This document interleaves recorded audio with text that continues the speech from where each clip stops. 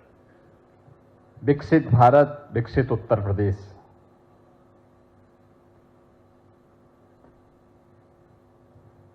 की संकल्पना को आगे बढ़ाने और इसी क्रम में देश के यशस्वी प्रधानमंत्री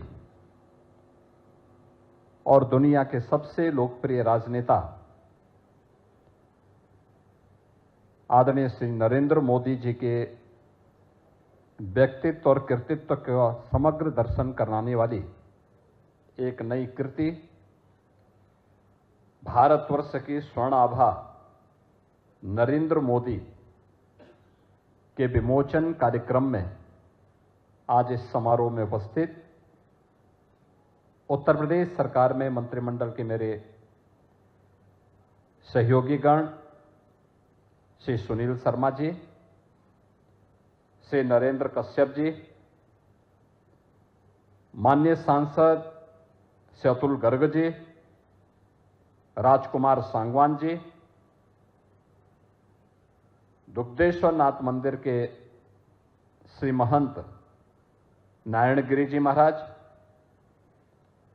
भारतीय जनता पार्टी के क्षेत्रीय अध्यक्ष श्री सत्येंद्र सिसोदिया जी, महापौर श्रीमती सुनीता दयाल जी, जिला पंचायत अध्यक्ष श्रीमती ममता त्यागी जी, माननीय विधायकगण श्री संजीव शर्मा जी, अजीत पाल त्यागी जी, नंदकिशोर गोजर जी, धर्मेश तोमर जी, धर्मेंद्र भारद्वाज जी, भारतीय जनता पार्टी के महानगर के अध्यक्ष श्री मयंक गोयल जी, जिलाध्यक्ष चैनपाल सिंह जी, क्षेत्रीय उपाध्यक्ष श्री मान सिंह गोस्वामी जी, आज के इस कार्यक्रम में इस कार्यक्रम के जो संयोजक भी हैं और जिनकी कृति का यहां पर अभी विमोचन हुआ है, ऐसे पूर्व सांसद श्री रमेश चंद तोमर जी, पूर्व सांसद श्री अनिल अग्रवाल जी, आज के इस कार्यक्रम में उपस्थित गाजियाबाद के हमारे सभी प्रबुद्धजन और उपस्थित बहनों और भाइयों, मैं सबसे पहले श्री रमेश चंद तोमर जी को भारतवर्ष के स्वर्णाभा से नरेंद्र मोदी इस पुस्तक को लिखने और आज उस कृति के विमोचन के लिए हृदय से बधाई देता हूं।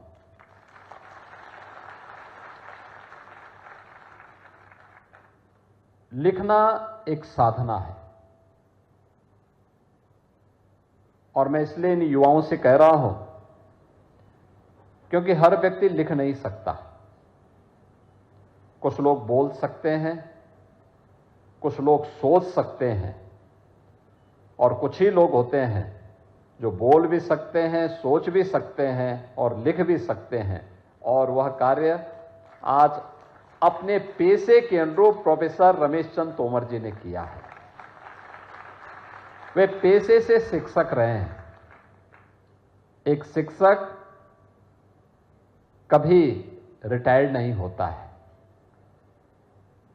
और एक शिक्षक बिना बोले हुए भी नहीं रहता है।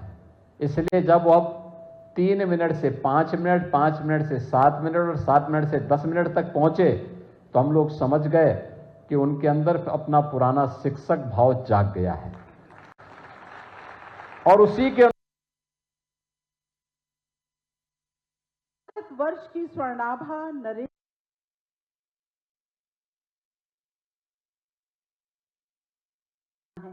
इस कृति को भी आज यहां पर विमोचन किया है और अवसर इसलिए महत्वपूर्ण है क्योंकि 17 सितंबर से 2 अक्टूबर के बीच भारतीय जनता पार्टी पूरे देश के अंदर सेवा पखवाड़ा का आयोजन कर रही है। 17 सितंबर आदरणीय प्रधानमंत्री जी का जन्मदिन, 25 सितंबर अंत्योदय के प्रणेता पंडित दीनदयाल उपाध्याय जी का पावन जन्मदिन और 2 अक्टूबर राष्ट्रपिता महात्मा गांधी और पूर्व प्रधानमंत्री लाल बहादुर शास्त्री जी का पावन जयंती। इस दौरान अनेक कार्यक्रम चल रहे हैं। आदरणीय प्रधानमंत्री जी ने 17 सितंबर का कार्यक्रम देश की नारी शक्ति के प्रति समर्पित किया। स्वस्थ नारी सशक्त समाज, इस थीम के साथ उन्होंने इस कार्यक्रम का शुभारंभ किया। युवाओं ने उस दिन रक्तदान शिविर के आयोजन किए और पूरे देश के अंदर वर्तमान में स्वास्थ्य शिविर के आयोजन स्वास्थ्य जागरूकता के प्रति संचालित हो रहे हैं। आज 19 और 20 को देश भर में विकसित भारत की संकल्पना को आगे बढ़ाने का कार्यक्रम चल रहा है और विकसित भारत के साथ विकसित उत्तर प्रदेश, यानी विकसित भारत विकसित होगा तब जब उत्तर प्रदेश विकसित होगा। और इसलिए विकसित भारत विकसित उत्तर प्रदेश की थीम के साथ इस पुस्तक का विमोचन हो रहा है। यानी जो तोमर जी ने अपनी कृति में कहा है, उन्होंने अब तक की उपलब्धियों को कहा और हम इस चर्चा परिचर्चा के माध्यम से आप सबके सुझावों के माध्यम से भावी उत्तर प्रदेश और भावी भारत के बारे में अब विचार को आगे बढ़ा रहे हैं। यही होता है, पीढ़ी दर पीढ़ी वो कार्यक्रम कैसे आगे बढ़ना है, वही श्रृंखला आज यहां पर संचालित हो रही है। मैं सबसे पहले इस पूरे कार्य के लिए, इस आयोजन के लिए और इस प्रकार की कृति को देने के लिए, क्योंकि वह देश काल और परिस्थिति के अनुरूप है, समय का चयन सेवा पखवाड़ा के दौरान, विषय का चयन जो प्रधानमंत्री जी का विजन है, जो उन्होंने देशवासियों को देश की आजादी के अमृत महोत्सव के वर्ष पर दिया था। उन्होंने एक बात कही थी और वह बात उन्होंने कही थी कि भारत 2047 में जब विकसित भारत होगा, जब अपनी आजादी का शताब्दी महोत्सव मना रहा होगा, तब हम कैसा भारत चाहते हैं, कैसा भारत चाहते हैं। और तब उन्होंने कहा था विकसित भारत हम सबका मंत्र बनना चाहिए, हम सबका संकल्प बनना चाहिए। उस संकल्प के साथ जोड़ने के लिए उन्होंने देशवासियों को 5 पंचप्रण की बात कही थी। पंचप्रण में उन्होंने कहा था कि पंचप्रण हम विरासत का सम्मान करें, विरासत के सम्मान के साथ गुलामी के मानसिकता को, गुलामी की मानसिकता को सर्वथा समाप्त करें। विरासत का सम्मान होना है, लेकिन गुलामी के किसी भी प्रकार के चिन्ह को, गुलामी के किसी भी प्रकार के उस भाव को अपने मनोमस्तिष्क से दूर कर देना है। तीसरा, अपने सेना और वर्दीधारी फौज से सुरक्षा बलों के जवानों का सम्मान करना। चौथा, सामाजिक समता का व्यवहार करना, सबके साथ समभाव हो। और पांचवां, नागरिक कर्तव्य। व्यक्ति जिस क्षेत्र में, छात्र शिक्षा के क्षेत्र में, शिक्षक एक शिक्षक के रूप में अपनी भूमिका का निर्वहन करे। व्यवसायी व्यवसाय के क्षेत्र में, श्रमिक के क्षेत्र में, नौकरी पेशा वाला व्यक्ति जिस क्षेत्र में काम कर रहा है, उस क्षेत्र में जिस क्षेत्र में कार्य कर रहा है, वहां पर अपने कर्तव्यों को राष्ट्रीय कर्तव्य मान करके जब कार्य करेगा, उसके परिणाम हम सबके सामने आएंगे। इन पंच प्रण पर आधारित विकसित भारत की अवधारणा को प्रधानमंत्री जी ने देशवासियों को समर्पित किया था और कहा था कि भारत का यह संकल्प भारत का मंत्र बनना चाहिए। और उस संकल्प के साथ वर्तमान में उत्तर प्रदेश की सभी अकादमिक संस्थाओं में इस पर चर्चा चल रही है। हमने इसके लिए कार्यक्रम बनाए हैं और आपने देखा होगा उत्तर प्रदेश विधानसभा विधायिका के बारे में एक चर्चा होती है कि वहां कार्य नहीं होता, हो हल्ला होता है। लेकिन 13 और 14 अगस्त को उत्तर प्रदेश की विधानसभा और विधान परिषद में लगातार 28 घंटे तक विकसित उत्तर प्रदेश, आत्मनिर्भर उत्तर प्रदेश पर चर्चा हुई थी लगातार। यानी रात्रि भर विधान सदन चला था, रात्रि भर चला था। और ऐसा नहीं कि रात्रि में केवल 2-4 लोग रहे हों, नहीं, हर समय सामान्य दिनों में आप देखते होंगे जब सदन चलता है तो 403 में से 300-250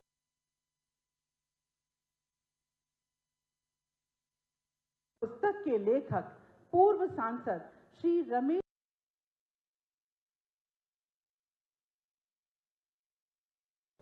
जबकि उस समय सामान्यतः 11 बजे से लेकर 5-6 बजे तक ही सदन चलता है।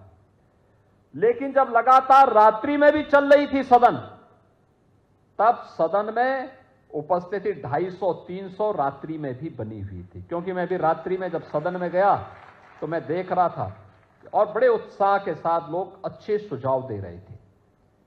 कैसे बनेगा उत्तर प्रदेश विकसित, आत्मनिर्भर कैसे बनेगा, इन सब पर व्यापक चर्चा हुई थी। और अब इस चर्चा को लेकर के हमने 300 से अधिक बुद्धिजीवियों को फील्ड में भेजा है, जो अकादमिक संस्थाओं के माध्यम से समाज के अलग अलग तबके के नागरिकों के साथ संवाद बना रहे हैं। युवाओं के साथ, अधिवक्ताओं के साथ, चिकित्सकों के साथ, महिलाओं के साथ, श्रमिकों के साथ, व्यवसायियों के साथ, समाज के जीवन से जुड़े हुए अलग अलग पक्षों को लेकर के। और ये प्रदेश भर में एक क्रम वर्तमान में चल रहा है। और उसी श्रृंखला में आज हम सब आपके बीच में गाजियाबाद में आए हैं। सेवा पखवाड़ा का जो विभिन्न प्रकार के कार्यक्रम हैं, उनमें से एक कार्यक्रम यह भी है, विकसित भारत, विकसित उत्तर प्रदेश। यानी भारत विकसित तब होगा जब उत्तर प्रदेश विकसित होगा।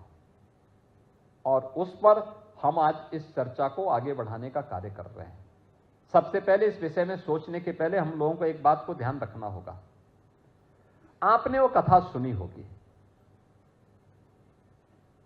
एक बार एक शेर का बच्चा अपने झुंड से बिछुड़ करके और सियारों के झुंड में चला गया। लंबे समय तक वो सियारों के साथ रहने का आदी होगा तो उसकी आदत क्या हो गई, वह जब उस झुंड से अपने झुंड से बिछड़ करके सियारों के झुंड में चला गया तो उसकी आदत भी ऐसी हो गई, सियारों जैसी हो गई। शाम के समय जैसे अंधेरा होता था वह भी मुंह आसमान की तरह दे करके आवाज लगाने लगता था। तो काफी दिन हो गए, उसकी आदत वही हो गई। वो वापस संजोग ऐसी रही कि एक बार फिर से वह उस झुंड से बिछुड़ करके शेर के पास वापस आए। शेर ने देखा कि मेरा बच्चा तो इसके बीच में, उन्होंने उसको वापस पकड़ा, लेकिन उसकी आदत नहीं गई। वह फिर जैसे शाम होती थी वैसे ही वह, तो उसकी मां ने उसको कहा बेटा तू सियार नहीं है, अरे तू शेर है, तू होकार क्या कर रहा है, तुझे तो दहाड़ मारनी चाहिए, तो अपना शेरत तो भूल गया है। तो ये सब क्या कर रहा है, रोना गाना क्या है तेरा, तुझे तो दहाड़ मारनी चाहिए, तेरी दहाड़ से पूरे जंगल के अन्य जीवों में सुरक्षा का भाव पैदा हो जाएगा। और वही स्थिति कमोवेश हम भारतीयों की थी गुलामी के कालखंड में। याद करिए, गुलामी के कालखंड में गुलामी की मानसिकता हम सब के ऊपर इस कदर छा गई। जो भारतीय था हमने उसको यह माना कि यह हमारे पिछड़ेपन का कारण है। हमने भारतीयता को पिछड़ेपन का कारण मान लिया। हमने मान लिया जो विदेशी है वह श्रेष्ठ सर्वश्रेष्ठ है, जो भारत का है वह श्रेष्ठ नहीं है।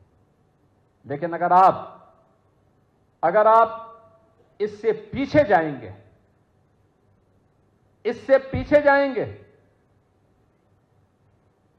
आप दुनिया के मानचित्र को उठा करके देखिए, दुनिया के पिछले 400-500 वर्षों के आर्थिक प्रगति के इतिहास को उठा करके देखिए। आज से 400 वर्ष पहले भारत दुनिया की नंबर 1 की अर्थव्यवस्था हुआ करता था, नंबर 1 की अर्थव्यवस्था भारत दुनिया की। और ग्लोबल जीडीपी में भारत का जो योगदान होता था, दुनिया की अर्थव्यवस्था में भारत का जो हिस्सा होता था वह होता था 26%। याद करिए, 26% अकेले भारत का था, और भारत के बाद तब चीन का नंबर था, और बाकी अन्य देश अंधकार में जी रहे थे। ये सत्र यानी सन 1700 ईस्वी की मैं बात कर रहा हूं, उससे पहले भारत की स्थिति थी। और उसके 100 साल के बाद जैसे जैसे गुलामी की मानसिकता हावी होती गई, विदेशी आक्रांताओं का और विदेशी लुटेरों का भारत के अंदर जाल फैलता गया और हमारी मानसिकता उनकी नकल करने जैसी हो गई। परिणाम क्या हुआ? अगले 100 वर्ष के अंदर 1800 ईस्वी में आते आते भारत की स्थिति हो गई, भारत नंबर 2 की अर्थव्यवस्था बन गया। यानी नंबर 1 से हम नंबर 2 पे गए, नंबर 1 पर चीन आ गया। लेकिन अगले 100 वर्ष में भारत की स्थिति, भारत का शेयर, यानी पहले 100 वर्ष में हम 26% से घट करके 16% रह गए, और 16 से घट करके 1947 में जब भारत आजाद होता है तो भारत का दुनिया में भारत की हिस्सेदारी मात्र 4% रह जाती है, 4%। भारत गुलामी की मानसिकता से इस कदर छाया हुआ था, हमें कुछ भी पता नहीं होता था। हमने उन शब्दों का चयन किया जो शब्द हमारे विकास की यात्रा में बाधक थे। हम लोगों को यह बताने का प्रयास होता था हर एक कार्य में कि नहीं, जो आपका होगा वह प्रगति का प्रतीक नहीं है, वह पिछड़ेपन का प्रतीक है। हमारी भाषा, हमारी संस्कृति, हमारा व्यापार, हमारा अन्नदाता किसान, हमारा श्रमिक, हमारा युवा, भारत की नारी शक्ति, सभी प्रत्येक क्षेत्र में हमको हताश और निराश के उस भाव के माहौल में पूरे भारत को उसने इस आगोश में लिया कि कोई भी व्यक्ति ये मानता था कि जो भारत का है वह प्रगति का प्रतीक नहीं हो सकता, नहीं हो सकता। ये मान करके पूरे भारत को लांछित, अपमानित किया गया। याद करिए, यह देश अलग अलग क्षेत्रों में देश की आजादी की लड़ाई को लेकर के लगातार लड़ता था। ऐसा नहीं कि इस देश में विदेशी हमले हुए हो, हमने उसका प्रतिकार न किया हो। जितना जोरदार प्रतिकार भारत ने किया है, हां, राजे रजवाड़े थे, एकता का अभाव था, एकजुट होकर के नहीं लड़ पाते थे, लेकिन जहां पे लड़ते थे जोरदार प्रतिक्रिया भी करते थे। लेकिन इसमें जान आई तब जब पूरे भारत को स्वदेशी का मंत्र राष्ट्रपिता महात्मा गांधी ने दिया है। राष्ट्रपिता महात्मा गांधी का स्वदेशी का मंत्र उत्तर से दक्षिण, पूरब से पश्चिम पूरे भारत को एकता के सूत्र में बांधने में सफल हुआ, और परिणाम हुआ भारत की आजादी की लड़ाई मजबूती के साथ आगे बढ़ी। कहीं क्रांतिकारियों ने मोर्चा संभाला, कहीं पर आंदोलनकारियों ने, कहीं किसानों ने, कहीं श्रमिकों ने, कहीं छात्रों ने, कहीं महिलाओं ने, अलग अलग क्षेत्र में सबने नेतृत्व को संभाला। परिणाम क्या हुआ? जो ब्रिटिश हुकूमत भारत के अंदर शासन करने की मंशा के साथ आई थी कि आने वाले समय में भारत में स्थायी रूप से उनका शासन होगा, अगले कुछ वर्षों के अंदर उनके पांव उखड़ते हुए दिखाई दिए और परिणामतः 1947 में देश को आजादी प्राप्त हो गई। बहनों और भाइयों, 1947 में भारत को जो आजादी मिली, आजाद भारत में जो कुछ हमारे पास था, अगले एक दशक तक वो बना रहा। उसमें थोड़ी प्रगति का भाव आगे आया, लेकिन 1960 से जो गिरावट प्रारंभ हुई वो लगातार 2014 तक चलती रही। 2014 में जब ये देश प्रधानमंत्री मोदी जी के हाथों में आया, तब भारत देश की 11वीं अर्थव्यवस्था था, दुनिया की 11वीं अर्थव्यवस्था। और आज पिछले 11 वर्ष में प्रधानमंत्री मोदी जी के यशस्वी नेतृत्व में 11 स्थान पर भारत की अर्थव्यवस्था थी। आज वह प्रधानमंत्री मोदी जी के यशस्वी नेतृत्व में दुनिया की चौथी बड़ी और सबसे तेज उभरती हुई अर्थव्यवस्था के रूप में स्थापित हुई है। सबसे तेज उभरती हुई अर्थव्यवस्था। इस वित्तीय वर्ष के अंत तक यह संभावना है कि भारत दुनिया की तीसरी बड़ी अर्थव्यवस्था बनेगा। लेकिन आगे क्या? ऐसा नहीं कि भारत ने किसी एक क्षेत्र में प्रगति की हो। एक तरफ विरासत है, दूसरी तरफ विकास है। एक तरफ युवा है, दूसरी तरफ अन्नदाता किसान है। एक तरफ महिला है, एक तरफ पुरुष है। समाज के अंदर क्या इंफ्रास्ट्रक्चर का क्षेत्र हो, क्या शिक्षा का क्षेत्र हो, क्या इन्वेस्टमेंट का हो, क्या हेल्थ का हो, या इमर्जिंग टेक्नोलॉजी का फील्ड हो, कोई फील्ड ऐसा नहीं, कोई क्षेत्र ऐसा नहीं, कोई सेक्टर ऐसा नहीं जिसमें भारत ने पिछले 11 वर्षों में एक लंबी दूरी न तय की हो। एक लंबी दूरी न तय की हो। यह लंबी दूरी की एक कहानी एक नई प्रेरणा है। और पिछले 11 वर्ष के अंदर भारत ने जो कुछ तय किया है, यही विकसित भारत की आधारशिला बनने जा रही है। यही विकसित भारत की आधारशिला बनने जा रही है। आप अनुमान करिए,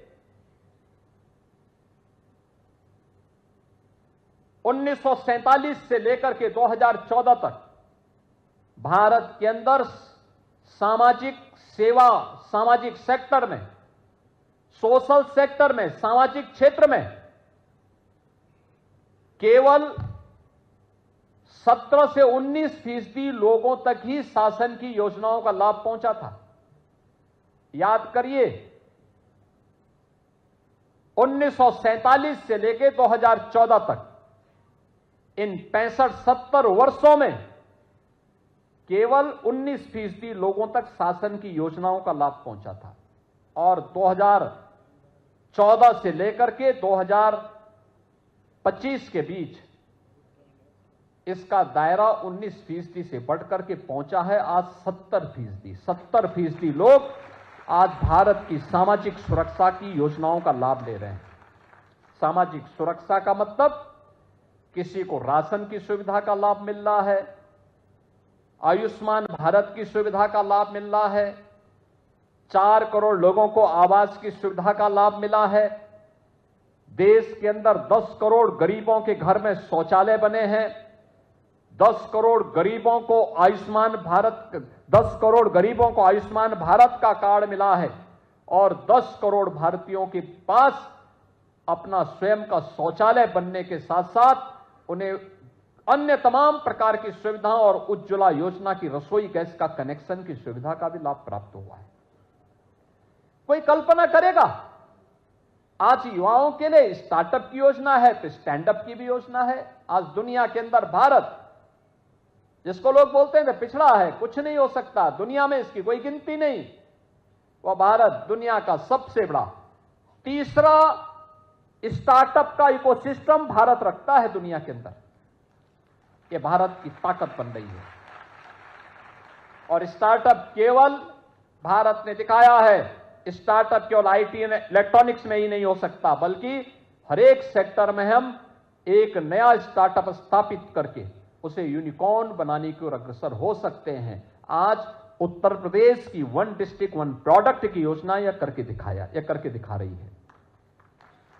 यानी हम हर क्षेत्र में आगे बढ़ सकते हैं। थोड़ा बढ़ने का जज्बा हो, चलने की सामर्थ्य हो, स्वयं में विश्वास हो, क्यों नहीं हो सकता है? हो सकता है। और उन्हीं भावों को ध्यान में रख करके, भारत की प्रगति को ध्यान में रख करके हम लोगों ने इस विषय को आज चयन किया है। इसमें केवल ये नहीं करना, उत्तर प्रदेश में आपने देखा होगा, अगर भारत ने 11 वर्षों में इस प्रगति को आगे बढ़ाया है, उत्तर प्रदेश प्रधानमंत्री मोदी जी के मार्गदर्शन में 2017 से अपनी इस यात्रा को आगे बढ़ाया। 17 के पहले भारतीय जनता पार्टी की प्रदेश में सरकार नहीं, लेकिन पिछले 8.5 वर्ष के अंदर जो दूरी उत्तर प्रदेश ने तय की है, यह देशवासियों के लिए भी और दुनिया के लिए भी कौतूहल और आश्चर्य का विषय बना हुआ। जो बोला जाता था, जो यहां पे अतुल गर्ग बोल रहे थे कि जब यह प्रदेश में खाद्य राज्य मंत्री थे और भारत सरकार के किसी बैठक में जाते थे, लोग कहते थे उत्तर प्रदेश कैसे कर सकता है। लेकिन जब इन्होंने 55 लाख मीट्रिक टन धान की क्रय करके दिखाया, वे अचंभित थे, क्या यह संभव हो सकता है? इन्होंने कहा संभव नहीं, आपके गोदाम भरे में जाके देख के आओ। और ट्रांसपेरेंसी थी, बिचौलिए से बगैर हमने क्रय केंद्रों के माध्यम से खरीदा था और डीबीटी के माध्यम से पैसे का भुगतान किया था। यानी 17 के पहले उत्तर प्रदेश को देश के विकास का बैरियर माना जाता था। और बैरियर ये नहीं था, उत्तर प्रदेश देश के बीमारू राज्यों में गिना जाता था। बीमारू राज्य, गाजियाबाद तो क्या कहना है। यानी गाजियाबाद, मुख्यमंत्री बनने के पहले मैं सांसद था और दिल्ली में आप देखते होंगे संसद के 4 सत्र चलते हैं, चारों सत्र में मैं रहता था। एक बार केवल तोमर जी ने हमें यहां बुलाया था सरसों का साग और मकई की रोटी खिलाने के लिए। लेकिन गाजियाबाद की छवि अच्छी नहीं थी। गाजियाबाद की छवि अच्छी नहीं थी, एक गैंगस्टर के लिए जाना जाता था। यहां पे फिल्म बन चुकी थी यहां के गैंगस्टर के कृत्यों से। लोग उसी रूप में गाजियाबाद को जानते थे। यह गाजियाबाद की पहचान थी, गंदगी और गैंगस्टर, यह गाजियाबाद की पहचान हो गई थी। गौतम बुद्ध नगर ये लूट का एक अड्डा था, बेईमानी का एक नया जरिया बना दिया गया था और कह दिया गया मुख्यमंत्री वहां जाएंगे दोबारा नहीं बन सकते मुख्यमंत्री। मैंने कहा तब तो जरूर जाऊंगा।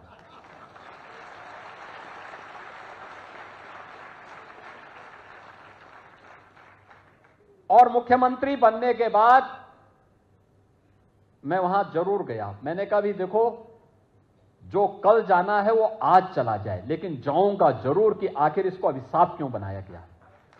तब मुझे पता लगा कि ये तो जो लोग लूट खसोट करने वाले थे उन्होंने ये फ्रॉड कर दिया कि मुख्यमंत्री जाएगा दोबारा नहीं आएगा। आपने देखा होगा, हम लोग, मैं पहला व्यक्ति हूं जो 5 साल प्रदेश में लगातार मुख्यमंत्री बनने के बाद फिर से मुख्यमंत्री जनता जनार्दन के आशीर्वाद से चुन करके आ गया।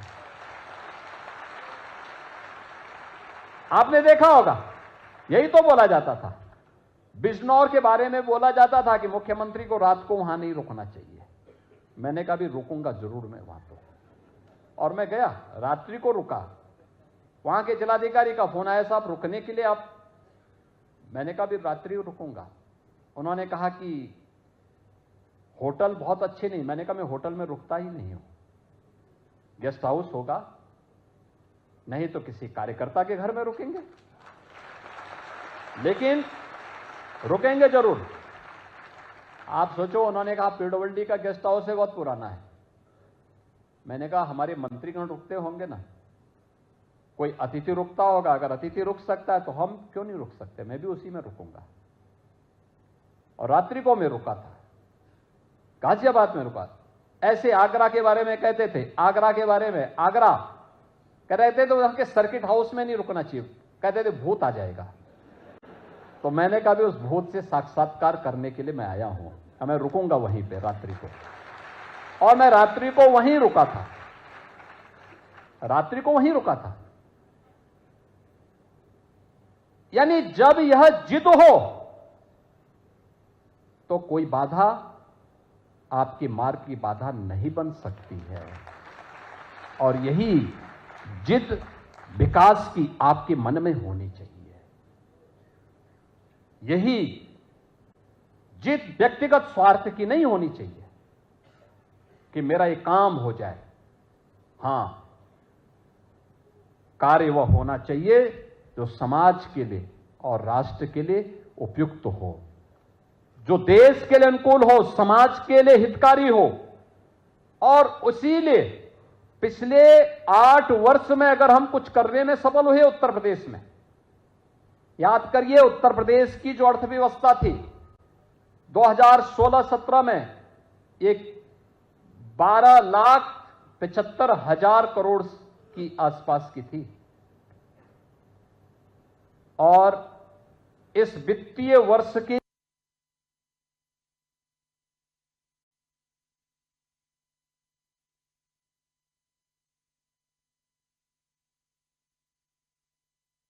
इस तथ्य का सशक्त प्रमाण है।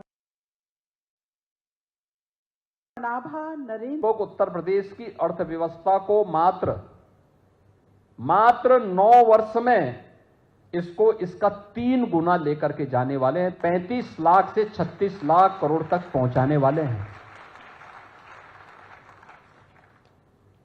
यानी इन 9 वर्षों में, और ये 9 वर्ष वे हैं जिनमें 3 वर्ष हमारे सामने कोरोना जैसी महामारी की भी रहे हैं, प्रति व्यक्ति आय 3 गुने से अधिक हुई है। हजारों नौजवानों के लिए नौकरी और रोजगार की संभावनाओं को आगे बढ़ाया गया है। अन्नदाता किसान के जीवन में खुशहाली लाने का प्रयास हुआ है। इंफ्रास्ट्रक्चर उत्तर प्रदेश का आज देखने लायक है। यानी जब हम लोग आए थे, इंफ्रास्ट्रक्चर में उत्तर प्रदेश की कोई गिनती नहीं होती थी। आज देश का सबसे बड़ा एक्सप्रेसवे का नेटवर्क यूपी के पास है। सबसे ज्यादा सिटी में मेट्रो उत्तर प्रदेश चला रहा है। सबसे अच्छे हाईवे यूपी के पास है। देश का सबसे बड़ा रेलवे नेटवर्क हमारे पास है। गाजियाबाद और मेरठ 12 लेन के एक्सप्रेसवे के साथ और रैपिड रेल के साथ जुड़ा तो यहां की छवि भी सुधर गई। आज कोई गाजियाबाद को गंदा नहीं कह सकता। आज कोई गाजियाबाद को गैंगस्टर का सिटी नहीं कह सकता। आज गाजियाबाद की पहचान एक औद्योगिक नगरी के रूप में, शिक्षा के एक बेहतरीन उभरते हुए केंद्र के रूप में होती है। यह आपकी पहचान बन गई है। आज कोई उत्तर प्रदेश को बीमारू राज्य नहीं कह सकता। 17 के पहले उत्तर प्रदेश का कोई नागरिक, उत्तर प्रदेश का कोई नौजवान उत्तर प्रदेश के बाहर जाता था तो उत्तर प्रदेश के नौजवान को अपनी पहचान छुपानी पड़ती थी। ये केवल गाजियाबाद को ही नहीं, ये पहचान हर जनपदवासी को छुपाना होता था। वो अगल बगल के किसी राज्य का नाम ले लेता था। लेकिन आज उत्तर प्रदेश का कोई भी नागरिक जब उत्तर प्रदेश से बाहर जाता है और कहता मैं उत्तर प्रदेश से हूं, तो बोलने वाले के चेहरे पर कितनी चमक है ये तो नहीं कह सकता, लेकिन देखने वाले और जिसको आप बता रहे हैं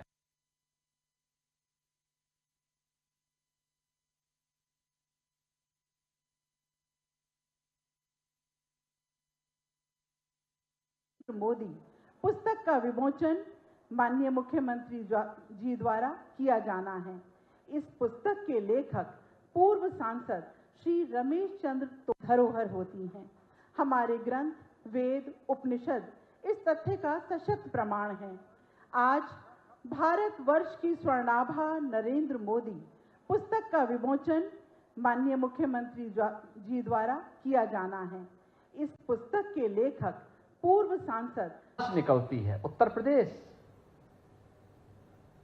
आज हर व्यक्ति उत्तर प्रदेश के बारे में जानने के लिए उत्सुक है और इसीलिए पिछली सरकारों ने बीमारू बनाया था।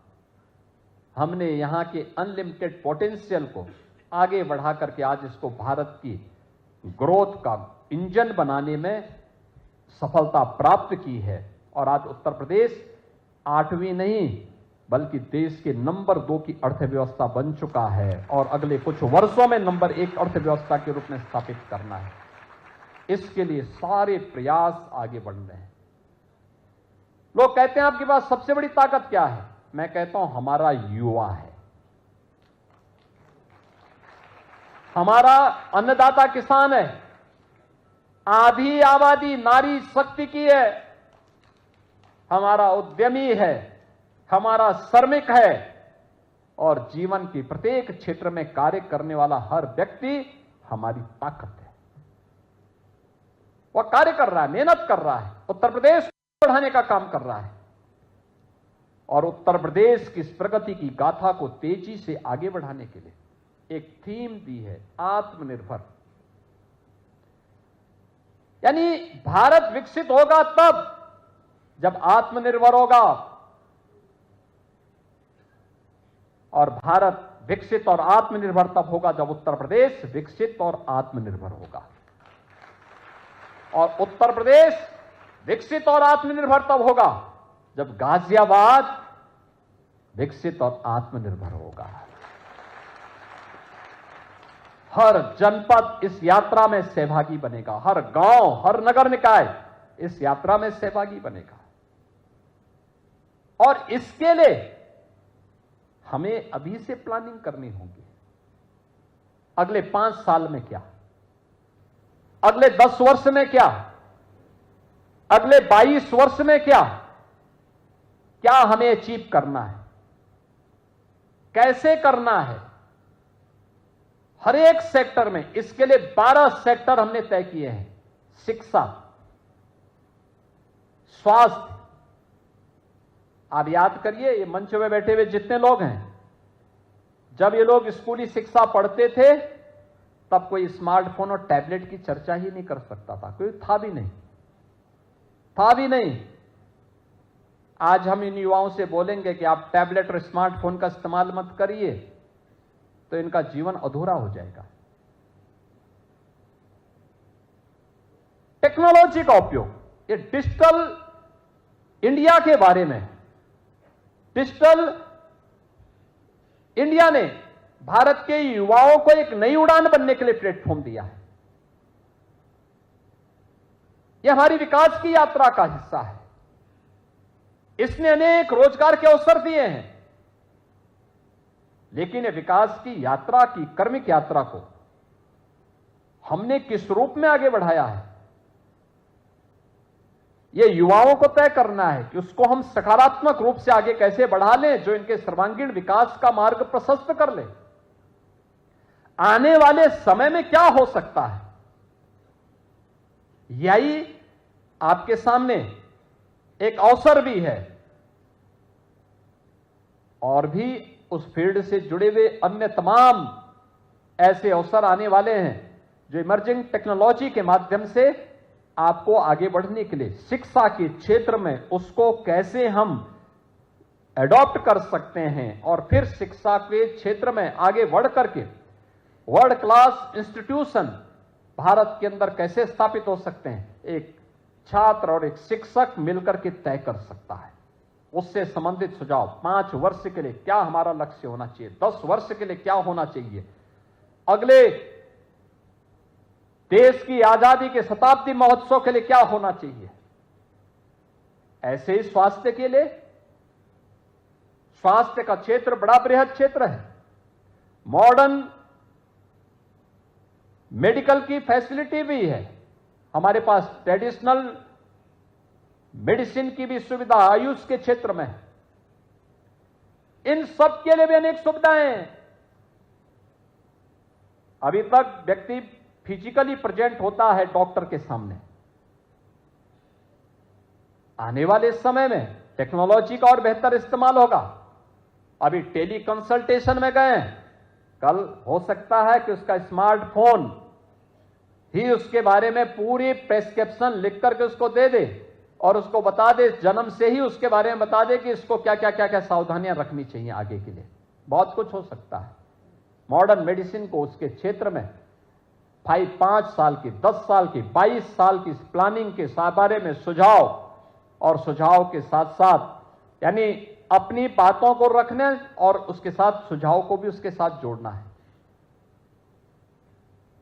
ऐसे ट्रेडिशनल मेडिसिन में हम क्या कर सकते हैं? आयुष का फील्ड बहुत बड़ा है। क्या हो सकता है इसमें? बहुत कुछ संभावनाएं हैं। तो लोग उसके क्षेत्र में दें, उसके बारे में सुझाव दें। ऐसे ही अधिवक्ता अपने क्षेत्र के बारे में सुझाव दें। याद रखना, टेक्नोलॉजी किसी को बेरोजगार नहीं करती, किसी को बेरोजगार नहीं करती। याद रखिए, जब कंप्यूटर आया था तब भी आंदोलन चले थे, कंप्यूटर से बेरोजगारी बढ़ेगी। कंप्यूटर ने नए अवसर दिए हैं, नए अवसर दे दिए लोगों को आगे बढ़ने के लिए।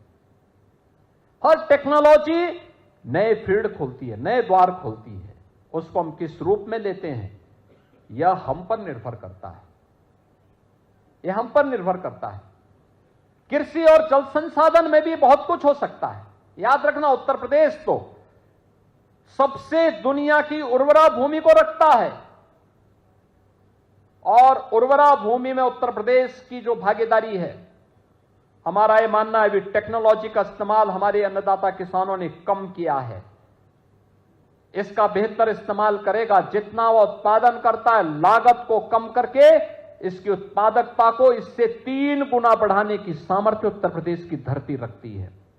अगर हम उसके अनुरूप उसको लेकर के चले, कैसे बेहतर जल प्रबंधन हो सकता है, इन सब पर भी ध्यान देना होगा। नदियों के बारे में सोचना होगा, उसकी प्लानिंग करनी होगी।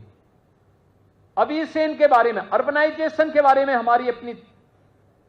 हमें तय करना होगा।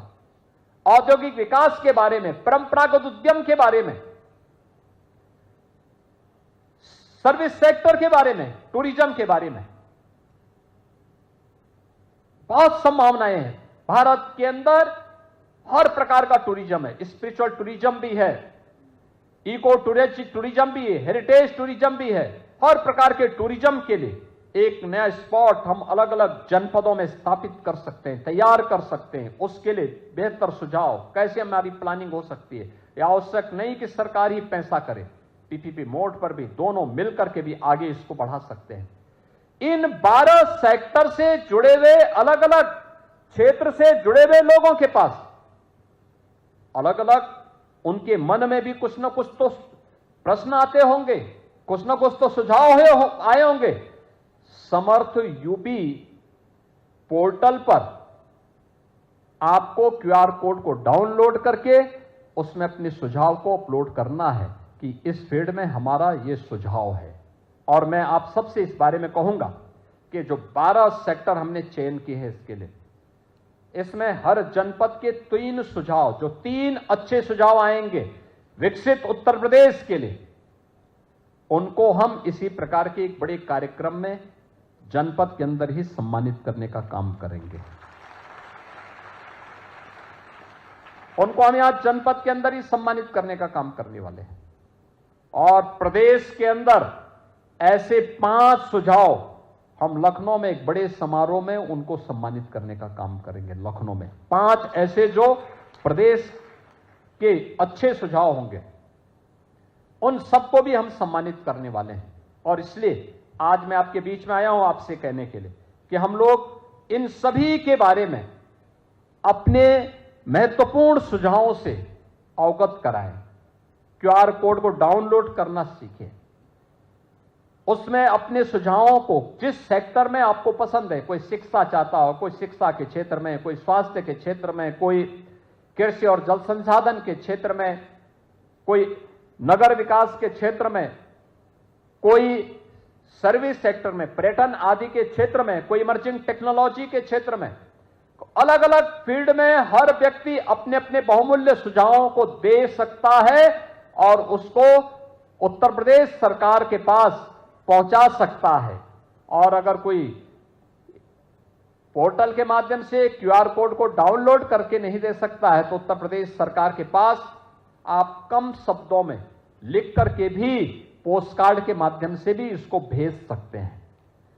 आप सबके सुझावों का हमें इंतजार होगा और मैं आप सबका आह्वान करूंगा कि उत्तर प्रदेश की विकास की यात्रा का, उत्तर प्रदेश को एक विकसित राज्य के रूप में स्थापित करने की इस यात्रा में हम सबको सहभागी बनना पड़ेगा, क्योंकि ये हमारे वर्तमान के साथ साथ भावी पीढ़ी के लिए भी एक अवसर होगा। हमारा ये मंत्र उनके जीवन को एक नई दिशा दे सकता है, उन्हें उज्जवल भविष्य की परिकल्पना के साथ जोड़ सकता है। और उसको जोड़ने के लिए, आपका आह्वान करने के लिए आज मैं यहां गाजियाबाद में आया हूं और मैं धन्यवाद दूंगा कि विकसित भारत, विकसित उत्तर प्रदेश की इस अवधारणा में आज हमने प्रोफेसर रमेश चंद्र तोमर जी की इस कृति कि भारतवर्ष की स्वर्णाभा नरेंद्र मोदी, इस पुस्तक को भी आज हमने विमोचन किया है। मैं इसके लिए प्रोफेसर रमेश चंद्र तोमर जी को हृदय से बधाई देता हूं, उनके परिवार के सदस्यों को बधाई देता हूं, उनके स्वस्थ और दीर्घ जीवन की कामना भी करता हूं कि उन लंबे समय तक वे सांसद के रूप में अपनी सेवाएं दिए। सदन में उनके साथ हमारे बहुत अच्छे अनुभव रहे हैं और अच्छा काम उन्होंने सदन के माध्यम से गाजियाबाद के विकास के लिए उस समय किए थे।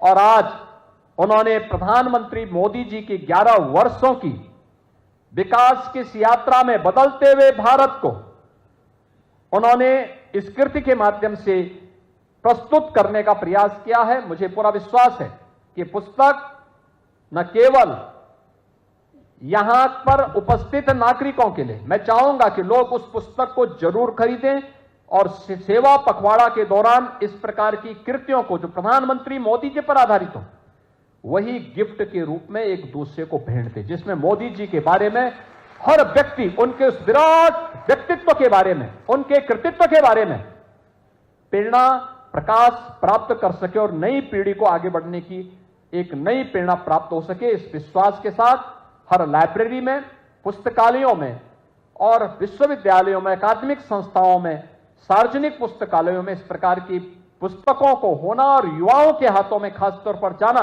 जिससे वह वर्तमान यानी इससे भूत, वर्तमान और भविष्य के बारे में भी जानकारी ले सके। आज के इस अवसर पर एक बार फिर से विकसित उत्तर प्रदेश के लिए आपके बहुमूल्य सुझाव की अपेक्षा हम सबको रहेगी। इस विश्वास के साथ मैं इस पूरे कार्यक्रम के आयोजकों को हृदय से धन्यवाद देता हूं। अपनी शुभकामनाएं आप सबको शारदीय नवरात्रि की मंगलमय शुभकामनाओं के साथ अपनी वाणी को विराम देता हूं। धन्यवाद। जय हिंद। अभिभूत हैं, कृतज्ञ हैं, नतमस्तक हैं महोदय आपके जनपद आगमन के लिए और प्रेरणा के लिए। जिला प्रशासन गाजियाबाद श्री रमेश